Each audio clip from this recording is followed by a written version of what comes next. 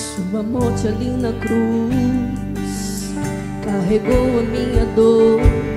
Você se expôs por mim,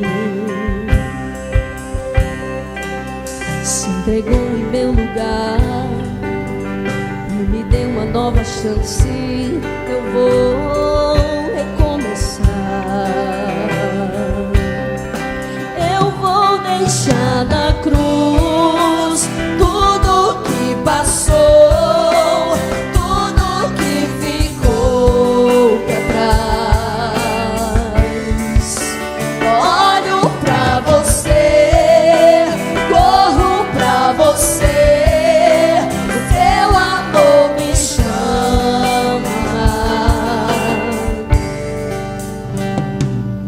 Sua morte ali na cruz carregou a minha dor. Você se expôs por mim. Olha o que ele fez por mim, por você. Se entregou em meu lugar e nos deu uma nova chance. Vamos recomeçar. Eu vou deixar na cruz tudo que passou, tudo que ficou pra trás. Olho pra você, corro pra você, seu amor me chama. Eu dependo desse amor, do seu amor, mais que tudo.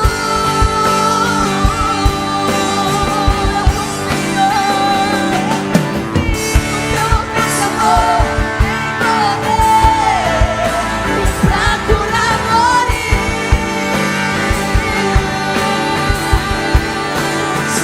Eu dependo desse amor, do seu amor, mais que tudo.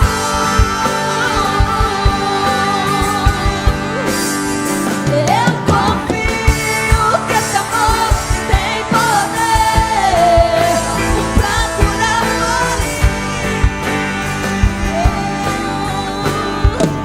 Eu vou deixar na cruz tudo que passou, tudo que ficou pra trás. Olho pra você, corro pra você, o teu amor me chama. Eu vou deixar na cruz. Eu vou deixar na cruz tudo que passou. Se coloque sobre a cruz as tuas dificuldades, todos os seus problemas. Coloca diante da cruz essa noite, em nome de Jesus. O teu amor me chama. Você que depende desse amor, canta. Eu dependo desse amor, do seu amor, mais que tudo.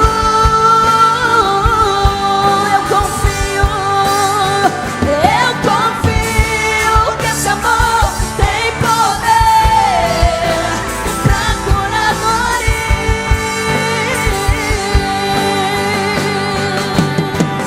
Eu dependo desse amor, do seu amor, Jesus, mais que tudo. Eu confio em ti, Senhor. Eu confio que esse amor tem poder pra curar dores. Eu dependo, sou igreja. Eu dependo desse amor, do seu amor, mais que tudo. Só do teu amor, Senhor. Eu confio nesse amor, tem poder, Senhor, pra curar dores. Por isso que eu dependo de ti, Senhor. Eu dependo desse amor, pra perdoar, Senhor, mais que tudo.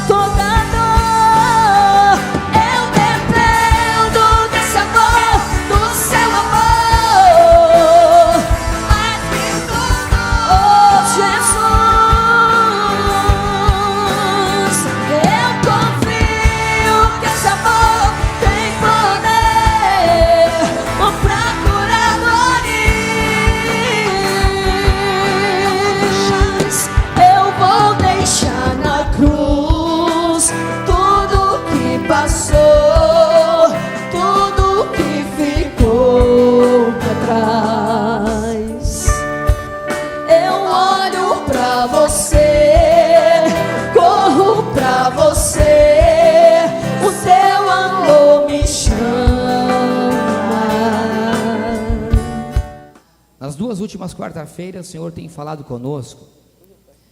Na primeira o Senhor falava de uma igreja que precisa criar uma identidade.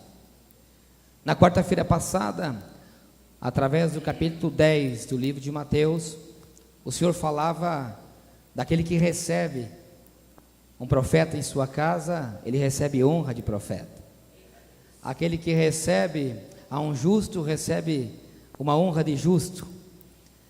Isso quer dizer que as honras, é como se elas passassem de um para os outros. Não é como, porque diz que a honra do justo recebe a honra do justo. Isso quer dizer que se você é justo com uma pessoa que pratica justiça e é abençoada, a bênção daquela pessoa, ela passa para você. Isso faz com que dentro da igreja, o que é que o Senhor queria dizer? Que quando nós somos fiéis com Deus, quando nós somos fiéis com o nosso irmão, quando nós somos fiéis com os profetas, com os homens de Deus, com as mulheres de Deus, as bênçãos elas começam a transpassar de um para o outro. Em vez de você ter inveja de uma pessoa, você acaba honrando aquela pessoa, se alegrando com ela, e a honra daquela pessoa ela passa para você, e a bênção ela começa a se manifestar, e começa a acontecer um crescimento na igreja. Isso começa a fazer com que a igreja tenha uma identidade. É algo que eu tenho orado muito, para que a igreja ela tenha uma identidade cristã. Não que ela tenha uma identidade de placa, mas para mim, o mais importante é que a igreja ela tenha uma identidade cristã. Ou seja, que as raízes cristãs, que a mente de Cristo, ela passa para a nossa mente, e nós atuamos assim como Cristo atuou, que nós caminhamos assim como Cristo caminhou. Essa é a intenção. Eu creio que o poder da palavra, ela consegue dar uma identidade a uma igreja. Você percebe que uma igreja, que é uma igreja decadente, uma igreja que, vamos pegar um exemplo, uma igreja de fofoca. Quando tem fofoca, existe muita fofoca dentro da igreja. É uma coisa incrível. Por quê? Porque você começa a participar do que aquele irmão participa e acaba virando um ciclo vicioso. Uma igreja adulta, onde acontece muita promiscuidade, adultérios, você percebe que muitos adultérios acabam acontecendo dentro da igreja. Pode dar um pouquinho mais de retorno para mim, China, aqui, por favor. E isso faz com que, isso demonstra uma identidade dentro da igreja. E eu tenho orado para que nós tenhamos uma identidade cristã. E sempre quando eu venho consagrar aqui na igreja, onde eu estou consagrando, eu peço para que o Senhor nos dê palavras a qual faça com que nós cresçamos a nossa identidade. Eu quero que você preste muita atenção nessa palavra que está escrita, capítulo 6 do livro de Juízes, e o verso de número 3. Porque sucedia que, semeando Israel, subiam os midianitas e os amalequitas, e também os do oriente contra eles subiam, e punham-se contra eles em campo, e destruíam a novidade da terra, até chegar a Gaza, e não deixavam mantimentos em Israel, nem ovelhas, nem bois, e nem jumentos, porque subiam com os seus gados e tendas, e vinham como gafanhotos, e tanta multidão, que não se podiam contar, nem eles, nem os seus camelos, e entravam na terra para destruir. Assim Israel empobreceu muito, pela presença dos midianitas, e então os filhos de Israel clamaram ao Senhor. Depois eu quero ler mais uma porção da palavra do Senhor, que está em 2 Coríntios, um versículo antes, que o pastor Mazotti leu, 2 Coríntios, capítulo número 9, e o verso número 6.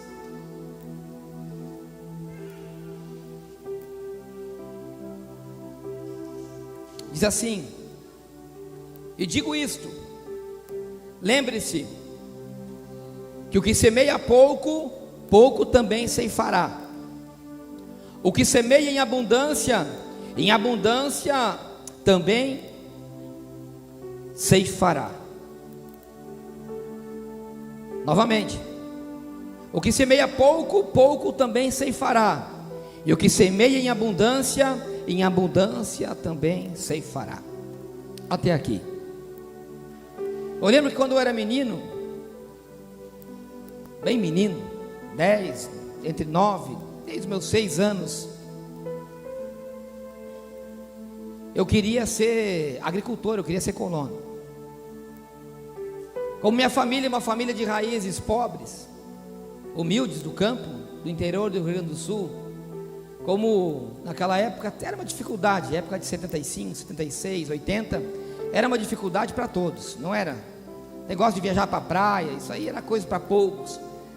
Carro, telefone é coisa para rico, coisa que hoje é muito comum em nossas casas. Naquela época era sinônimo de riqueza. Um telefone fixo era sinônimo de riqueza. Um carro usado, assim que o pastor Mazotti comprou, era um sinônimo de riqueza. Então nossas viagens eram visitar os parentes que moravam no interior do Rio Grande do Sul, aonde nós lemos em muitas partes da palavra do Senhor, você encontrará situações a qual Deus compara a nossa vida à vida de agricultores que semeiam e colhem. Você veja que essa palavra de Juízes, ela falava que o povo de Israel, ele semeava e via os midianitas e roubavam a sua colheita. E veja que Paulo dizia que aquele que planta com abundância, ele colhe em abundância. O que planta com escassez, ele colhe com escassez. O próprio Senhor, ele dizia que ele era a vide verdadeira e que Deus era o lavrador. Inúmeras porções da palavra são comparadas a um plantio e uma colheita. E eu quero tomar isso como um modelo. E eu lembro que quando eu ia para o Rio Grande do Sul, os meus tios eram agricultores, aqueles que lavravam a terra com boi, que puxavam com boi ainda arado. Era coisa linda, pastor, porque iam com 2 bois puxando com arado na terra. E tem partes bíblicas, e quando você conhece isso, você entende o que a palavra quer dizer. Quando ele ia lavrando a terra, vinha uma outra pessoa logo em seguida, plantando com uma maquininha de mão o milho ou o feijão, o que era que acontecia.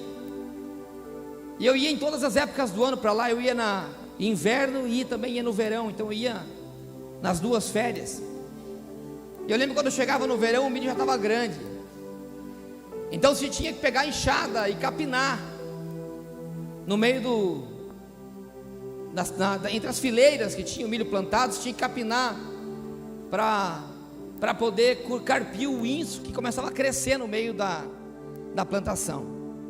Eu era menino, mas como eu tinha uma sede muito grande de ser colono, de ser agricultor, eu pedia para os meus tios para me ajudarem. Os tios que eu mais amo hoje ainda, por mais que não conheçam ao Senhor, são essas pessoas que estiveram comigo nesse momento tão lindo da minha vida. E eu conseguia, pegava uma enxada e carpia com eles, e era algo maravilhoso. Quando eu tinha que fazer uma roçada um pouco maior, tinha que pegar uma foice, ou era uma enxada, ou era uma foice. E isso fazia com que se protegeria aquela colheita, porque se o inso crescesse mais do que o milho, sufocava e matava o milho, e a colheita era escassa. Ou se você não roçava o mato que estava muito grande, da mesma maneira acontecia. E algo tremendo, que acontecia algo, que como as plantações eram grandes, eu lembro que os vizinhos, eles se ajudavam. Então pegava na comunidade 3 ou 4 famílias, porque imagina uma família com 2 ou 3 pessoas, carpir 20, 30 hectares naquela época de milho, era muita coisa. Então eles se reuniam entre os vizinhos, e todos vinham e ajudavam a carpir aquela mesma plantação. Na época da colheita era a mesma coisa. Quando tinha colheita, todos vinham e se ajudavam. Cada um colaborava um com o outro. As pessoas mais velhas sabem o que eu estou falando. Isso não quer dizer que eu seja tão velho assim, é que vocês acham que são muito jovens. Mas os mais velhos, eu vejo que tem umas irmãs aí com um pouco mais de idade, que fazem assim com a cabeça, porque sabem do que eu estou falando. Era coisa muito linda, porque existia uma harmonia e uma unidade entre os irmãos. Carlos, é tremendo. Porque quando tinha uma dificuldade para um, todos se reuniam na comunidade para ir ajudar. Quando tinha que limpar a cultura daquele que estava sofrendo, que estava com dificuldade, todos iam, pastor, mas volte lá junto ajudar. Quando era para colher, todos iam juntos colher. E nessa tarde, quando eu estava consagrando aqui na igreja, o Senhor começou a me trazer todas essas coisas na memória. E eu dizia assim: Deus, como eu gostaria que essa unidade voltasse no seio da igreja. Como eu gostaria de que quando uma família estiver com dificuldade, que a sua plantação está enchendo de inso, que a sua plantação, o mato já está crescendo muito mais que o milho, que ele pudesse chamar um irmão, e aquele irmão deixasse de cuidar da sua cultura, para cuidar da cultura dele. Eu digo: Deus, essa é a identidade que eu queria para a igreja, a identidade de que um pudesse ajudar o outro. Essa era a identidade que eu queria para a igreja, uma identidade que cada um tivesse um amor pelo seu próximo. Aquilo para mim foi uma lição de vida muito grande, uma enxada e uma foice. Eu lembro que depois que eu cresci um pouco mais, eu entrei no colégio agrícola, porque tanto era o meu desejo de ser um agricultor, que eu entrei no colégio agrícola com meus 13 anos de idade.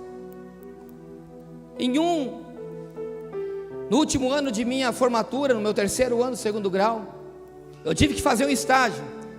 Eu fui passar a cultura de inverno no trigo numa fazenda, porque eu tinha que cumprir um estágio, fui trabalhar numa fazenda.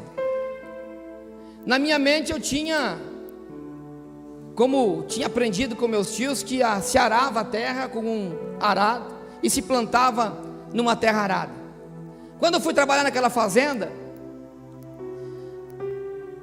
e me colocaram a trabalhar no pesado, viu, irmãos, não era no escritório, eu subi em cima de um trator e ficava cuidando das linhas de produção da plantadeira. E algo me chamou muito a atenção, que já não era plantado com solo arado, era plantado em algo que é chamado plantio direto. Era plantado direto em cima da palha da colheita anterior. E ali eu comecei a aprender e disse: por que é plantado assim? Aí o agrônomo me explicou que era plantado assim porque aquela palha que estava sobre a terra, ela protegia a semente que era plantada, a umidade do solo era maior e fazia com que os insos não crescessem tanto, então não era necessário ficar carpindo como era. E eu lembro que no próximo final de ano que eu fui para a terra dos meus tios, eu chego lá e ele continuava arando com o seu arado. E eu falei, eu era moleque, assim, querer como Mateus, assim, que idade você tem, Mateus? 14, 15. Era brincalhão que nem o Mateus, aquele que é muito brincalhão, as pessoas não acreditam muito nele, né? Porque só fala brincadeira e tal. Você não é assim, Mateus, eu era assim. O que vocês riram aí, se cutucaram, por quê? Eu cheguei pro meu tio e falei, tio, isso aqui está errado. Eu estive numa fazenda e lá eles plantam algo chamado plantio direto. O senhor não tem que mais arar a sua terra, isso aqui está deixando a sua terra desprotegida. E quando você tem a sua terra desprotegida, o mato ele cresce com mais facilidade. Você tem que fazer plantio direto. Você vai ter que acabar com os teus bois, vai ter que dar um jeito de juntar toda essa pedra que existe na tua terra, comprar um trator e plantar de plantio direto, porque hoje é assim que se planta. Meu tio olhou para mim e falou assim, não é assim não. Meu pai plantou assim, meu avô plantou assim, eu vou continuar plantando assim.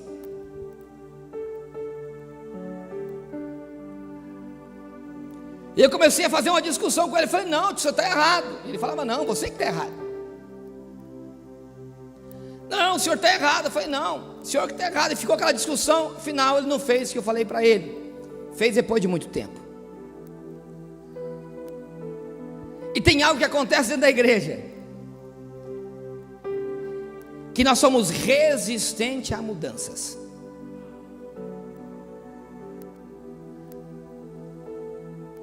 Quando você começa a analisar a palavra do Senhor como um grande campo de cultura e plantação, porque diz que a palavra é a semente, diz que ela é jogada na semente, no terreno que é o seu coração. Um terreno é duro, outro não é. Um germina com facilidade, o outro não. Quando a semente começa a entrar no coração de uma pessoa, porque o Evangelho, ele é mudança na vida de alguém. O Evangelho faz com que você se obrigue a ter mudanças. Então você se coloca resistente. Você se coloca na mesma posição que o meu tio se colocava, dizendo: não, não é assim que tem que ser feito. Eu li um versículo dizendo que Israel semeava e os midianitas vinham e roubavam. Por muito tempo acontecia isso. Israel ele era constantemente atacado pelo exército inimigo. E quem sabe você se encontra na mesma situação. Você semeia, mas vem um midianita e rouba a tua semente. Quem sabe você começa a semear amor no teu casamento, Deus começa a mudar o cativeiro do teu casamento, mas de repente chega uma discussão, chega um ataque inimigo, um ataque midianita, e colhe toda aquela plantação que você tinha feito por um momento de raiva, de discussão e de discórdia na sua casa. Quem sabe você começa a semear amor num filho que é problemático, num filho que tem um problema grave, quem sabe com droga, prostituição, e você semeia amor, semeia amor, semeia amor, mas chega num momento em que você se irrita, e tudo aquilo que você plantou, vem um midianita e arranca das suas mãos. Muito comum também é pessoas que abrem uma empresa, ela começa bem, ela arranca bem, quando o trigo está pronto para ser colhido, vem o midianita e arranca aquela colheita. Um negócio mal feito, um sem vergonha vem, não te paga mais e você volta a estacar zero. Poderia colocar muitas circunstâncias de plantação e de colheita aqui como um exemplo da nossa vida cotidiana, mas eu quero me ater ao detalhe de que nós somos resistentes a mudanças. Porque hoje eu quero passar para você uma ferramenta para você mudar essa situação na sua vida. Eu dei toda essa volta para te falar que você vai ser resistente a essa ferramenta. Mas se você usar essa ferramenta, eu digo e profetizo na sua vida que a sua vida vai ter uma mudança. Se é para aplaudir o Senhor, aplauda com vontade.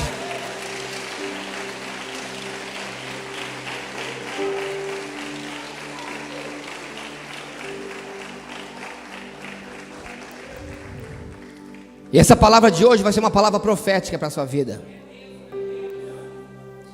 E você vai fazer um compromisso de defender essa palavra com unhas e dentes. Tem uma parte da palavra do Senhor que diz que a palavra é a semente, ela é semeada nos corações, mas vinha o inimigo e fazia o quê? Ele roubava a semente. Vocês já ouviram isso? Está no Evangelho. O diabo ele é perito em roubar a palavra. O diabo não pode roubar um milagre que ele já aconteceu. Você não viu que tem pessoas na igreja que já foram abençoadas, receberam o seu milagre? O diabo não consegue roubar um milagre, mas a palavra ele consegue arrancar do coração. Por isso que nós temos que defender é quando vem uma palavra profética para mim e para a tua vida. Quando uma palavra ela profetizada e você recebe por parte de Deus, e você recebe no teu coração se alegra, você se enche de alegria, chora.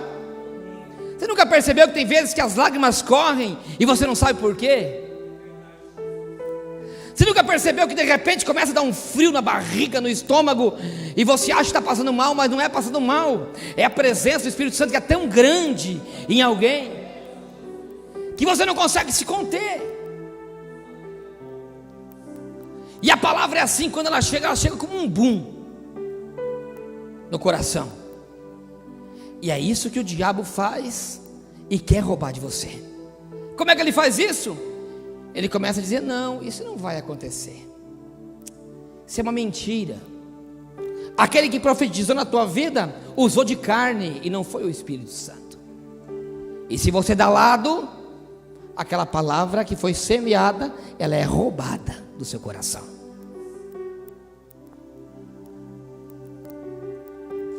Eu vou te ensinar uma arma hoje, e se você praticar, você vai ver o resultado na sua vida. Diz a palavra do Senhor.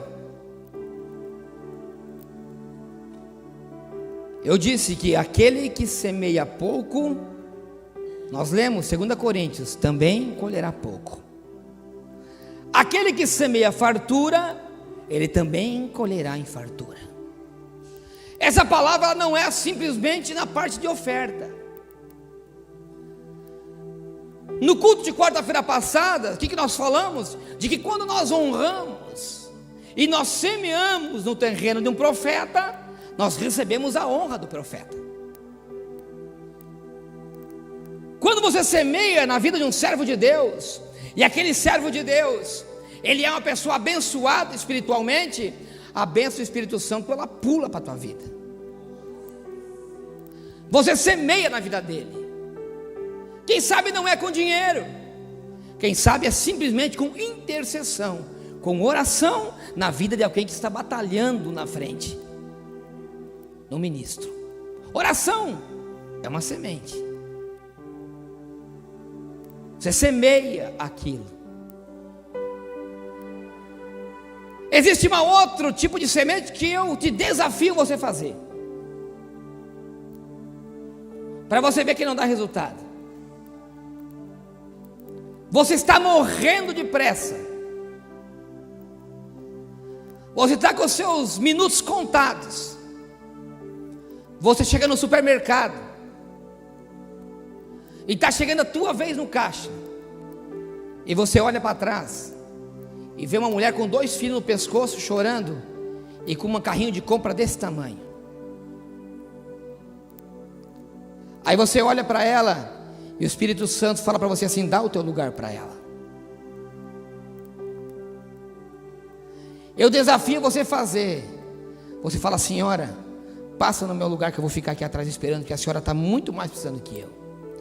Você está semeando tempo na vida dela, o teu tempo, priorizando alguém que precisa mais que você. Sabe como que você vai colher isso? Você vai estar fazendo uma fila de uma entrevista de emprego, e você é o último, o mais desqualificado, aquele que apresenta o currículo, e você seria o último da lista, e o Espírito Santo toca na pessoa e diz assim: é esse que você vai escolher e vai dar o cargo de emprego. Ele vai fazer você sair do final da fila, e no momento que mais você precisa, ele vai te colocar na frente da fila. Você semeia muito para receber muito. Outro exemplo: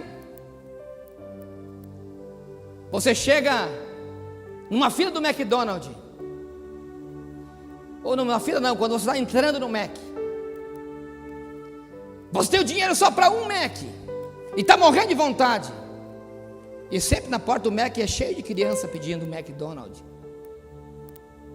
É o teu dinheiro só do teu único Mac, Mateus. Aí você olha para aquela criança, olha para o teu McLanche feliz. Aí o diabo fala: come esse McLanche feliz.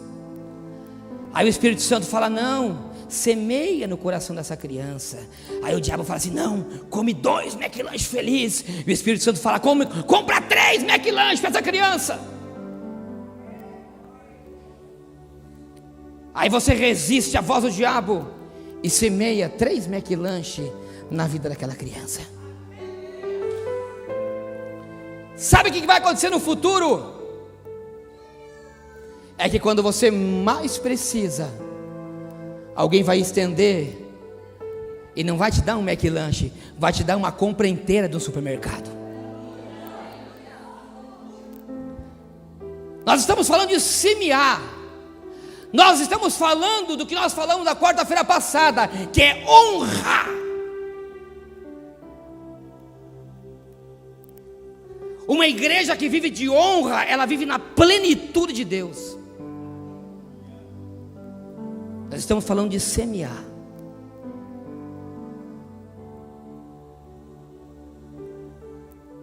Quer ser abençoado? Semeia. Faça uma oração em volta de um monte de gente e dê uma pausa na sua oração e comece a ouvir as orações das pessoas que estão ao seu redor. Graças a Deus, ontem, diante do meu Senhor, no monte eu não ouvi isso, e eu fiquei muito feliz. Mas é muito comum você ouvir em oração: Senhor, eu apresento o meu trabalho, eu apresento o meu bolso, eu apresento o meu carro, eu apresento o meu e o meu. Sempre quando nós dobramos nossos joelhos, nós intercedemos pelo nosso eu. E interceder pelo seu eu não é semeadura. Quando a sua oração é: me prospera, não é semeadura. Quando a sua oração é: me cura, não é semeadura. Quando você intercede pela vida da pessoa que está do seu lado, quando você intercede pela bênção financeira de um irmão que está do seu lado, pela cura de um irmão que está do seu lado, o Senhor reverte isso para a sua vida.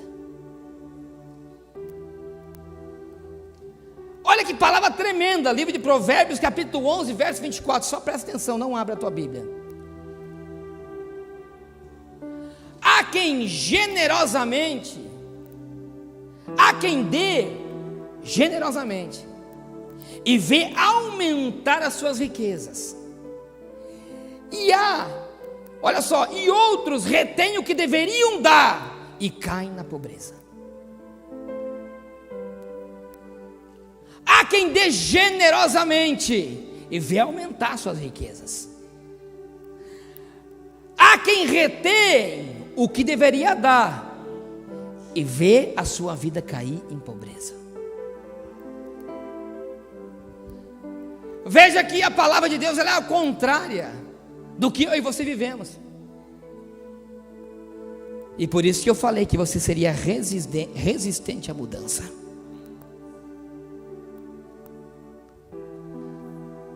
Porque eu sei que você vai resistir a interceder mais pela vida do seu irmão do que pela sua vida. Eu sei que você vai resistir em abrir o teu coração para a oferta generosa na casa do Senhor. Mas a Bíblia me diz que tem que ser ao contrário.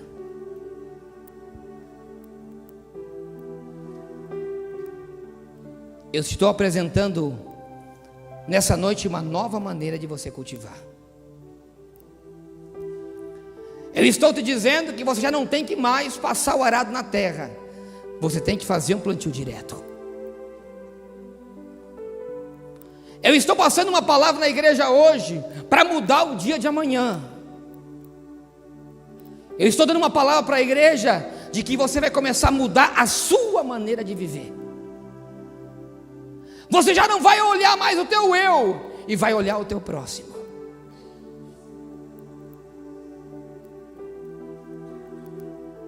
Você vai começar a mudar a maneira de você semear. Quem é que está entendendo a palavra? Levante a sua mão. Aleluia. Há quem dê generosamente e vê aumentar as suas riquezas. Provérbios capítulo 11, verso 24. Outros retêm o que deveriam dar e caem na pobreza. Avarento, miserável, tem vida curta. Para a glória e nome do Senhor Jesus, eu sempre semeei mais do que eu podia semear. Eu sempre fui generoso com as minhas ofertas. E graças a Deus, nunca nós passamos necessidade financeira. Você quer ver a tua vida financeira transformada? Comece a dar generosamente. Você quer ver a tua vida ministerial transformada? Começa a interceder e abençoar a um homem e a uma mulher de Deus. Você quer ver a tua vida, a vida do seu filho transformada? Começa a semear na vida de um filho, de uma irmã que você vê que está padecendo necessidade. Aí fala, pastor, o senhor está maluco? Se a minha filha, o meu filho está passando necessidade, está na droga, como é que eu vou ajudar a do vizinho? É semeadura. Porque quando você faz o teu eu morrer, Cristo começa a viver em você. O que Cristo fez? Ele foi à morte para que eu e você tenhamos vida. A morte de Cristo trouxe vida a muitos. Quando você começa a morrer, o Senhor ele começa a transformar aquela morte do teu eu em vida para você, em riquezas.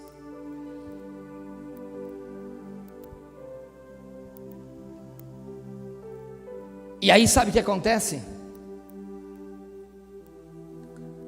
Aí os midianitas eles não conseguem roubar a tua colheita.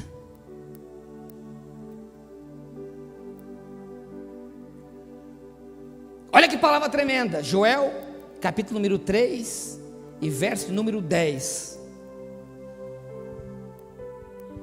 Transformem as suas enxadas em espada. Transformem as suas lanças, as suas foices em lanças. E diz a palavra do Senhor: e diga para o fraco, assim dizia o Senhor usando a vida do profeta Joel, e diga ao fraco que eu sou forte. Quando você transforma a tua ferramenta numa espada, quando você transforma a tua foice, que é a tua ferramenta de trabalho, numa lança, o Senhor ele começa a agir de uma maneira forte na sua vida.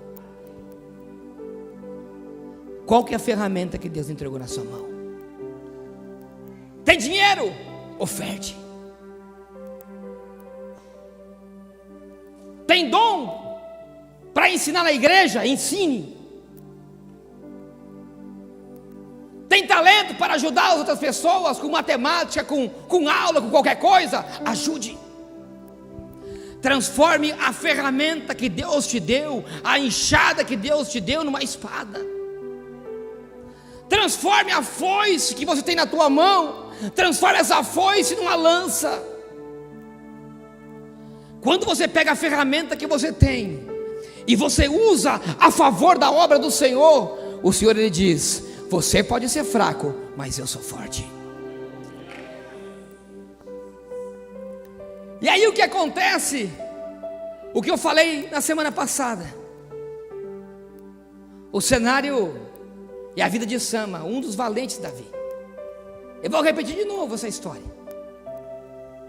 Olha como Deus honrou a vida daquele homem. Ele tinha plantado lentilhas e o campo estava lotado de lentilhas. De repente os filisteus começam a vir para arrancar a sua colheita e matando todo mundo. Quando todo mundo fugia, ele pegou a foice que ele tinha na mão e começou a defender o campo de lentilhas. Quando ele estava com a colheita na mão, o inimigo vinha para roubar. E sempre é assim, quando a tua colheita está tão próxima, é que o inimigo vem para te roubar. Ele faz você ralar, ele faz você trabalhar, ele faz você suar, e quando o negócio está para ficar pronto, ele vem para roubar a semeadura que você fez. E como é que você tranca esse roubo? Transformando a sua enxada numa espada. Como? Dando generosamente. Aquele que dá generosamente aumenta as suas riquezas. Aquele que retém o que deveria dar cai em pobreza. Essa é a palavra que eu quero entregar para você nessa noite. Essa igreja vai mudar a maneira de ofertar. O Senhor sabe que eu não estou pedindo dinheiro para você. O que eu estou te ensinando é uma ferramenta que o diabo usa para trancar. Você percebe que o que mais acontece na igreja é pessoas que têm o coração fechado na hora de ajudar e na hora de ofertar. A culpa é sua? Não, não é a sua. A culpa são dos pastores, que usam mal o dinheiro que o ofertante entrega. O coração endurecido, a culpa não é sua. É que o diabo usa a vida de pessoas que deveriam dar exemplo para denegrir a imagem de Cristo, para denegrir a igreja do Senhor. Sabe por quê? Para que você não seja abençoado. A única coisa que o diabo quer é que você não seja abençoado, é que você tenha a tua vida destruída, o teu casamento destruído, a tua vida financeira destruída, o teu ministério destruído. Isso é a única coisa que ele quer que aconteça com você. E a arma mais fácil que ele tem encontrado hoje dentro da igreja é que esse versículo não seja uma realidade na vida do crente. Por isso que Paulo dizia: aquele que semeia muito, muito ceifará. Aquele que semeia pouco, pouco também ceifará. Uma das grandes armas, uma das grandes enxadas que você tem na sua mão é você ofertar generosamente. É você ajudar o seu irmão que está do seu lado, não só com dinheiro. Assim como eu disse no começo dessa palavra, se reuniam muitas famílias para ajudar a carpir o inso, o mato que estava na plantação do meu tio.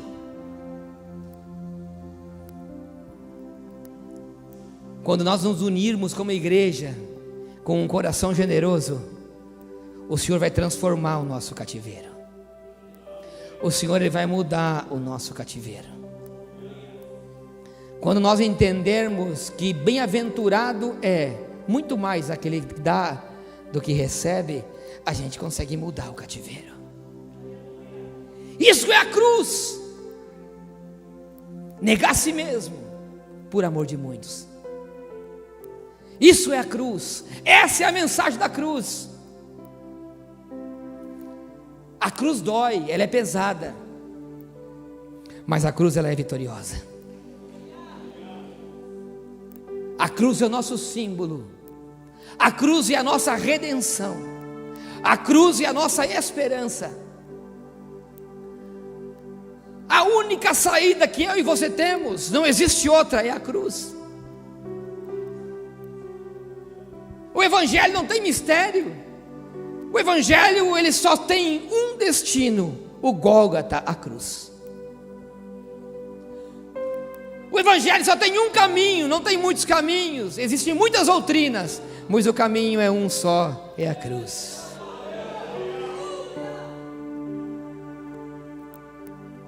Esse é o evangelho que eu e você temos que pregar. O evangelho da cruz. A primeira coisa que você tem que fazer para você ter a tua vida transformada, é você vir até a cruz. Se você não vir até a cruz não vai até você. Por isso que diz a palavra do Senhor, que a todos aqueles que receberem a Cristo no seu coração como seu único e suficiente Salvador, eles terão o direito de ser chamados filhos de Deus e co-herdeiros com Cristo das heranças do céu. A primeira coisa que você tem que fazer, se você nunca fez isso, não é religião, isso é ferramenta contra o inimigo, é você reconhecer a Cristo como teu único e suficiente Salvador. Está afastado da igreja? Se reconciliar. Eu vou falar uma coisa para você: a cruz ela não vai até você, você tem que ir até a cruz. É por isso que Jesus dizia: peguem a sua cruz e me seguem. É você que tem que ir atrás de Cristo. A palavra ela vai até o encontro do teu coração. Eu, como homem, só posso entrar no teu intelecto, mas Cristo ele chega até o teu coração com a palavra. A palavra dele é a chave. E se você tem essa chave na mão, você consegue abrir qualquer porta. E o Senhor entregou uma chave para você nessa noite, que você tem que dar com generosidade, que as suas riquezas vão aumentar. Isso é semeadura. Eu tenho certeza que nessa noite você aprendeu a semear. E no seu próximo culto a tua vida vai começar a mudar. Não no seu próximo culto, porque hoje de noite eu tenho certeza que o Espírito Santo vai fazer você interceder por alguém que você ama. Antes de você interceder por você mesmo, você vai interceder por alguém que você ama. E Jesus vai começar a mudar o teu cativeiro. É o poder da cruz. Essa é a cruz que nós amamos. Essa é a cruz que eu amo e que eu vou seguir até o fim. E é por isso que Paulo dizia: eu continuo para o alvo. Ele sabia que o alvo ainda não tinha acabado, porque o nosso alvo só termina quando o Senhor vier nos recolher para ir junto com Ele.